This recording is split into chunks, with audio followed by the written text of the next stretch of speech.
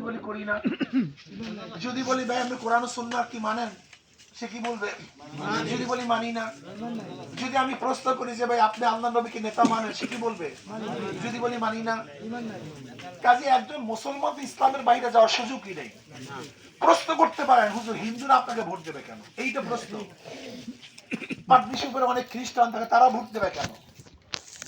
বৌদ্ধরা আপনাকে ভোট দেবে কেন? প্রশ্ন এখানে। কি কথা ঠিক না? এর জবাব কি? হিন্দুরা খ্রিস্টানরা ভোট দেবে তাদের নিরাপত্তার জন্য।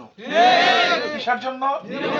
তার অধিকারকে বাস্তবায়ন করার জন্য, তারা ভালো শান্তিতে থাকার জন্য, তারা স্বাধীনভাবে তাদের ইবাদত, তাদের পূজা আশ্রা করার জন্য।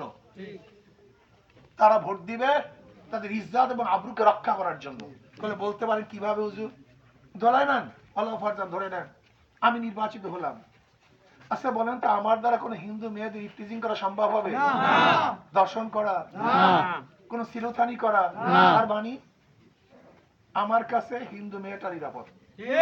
ক্লিয়ার কাট কথা। আমার কাছে যেহেতু আমিও ওই মেয়েকে ইফতিজিং করব না, আমার যারা সাথে থাকবে তারা করতে পারবে না, আমি আমার কাছে হিন্দু মেয়ে। ধরে নেন আমি যদি নির্বাচিত হই, এই বাজারে হিন্দু দোকানদার আছে, আমি কি চাঁদা তুলতে পারবো?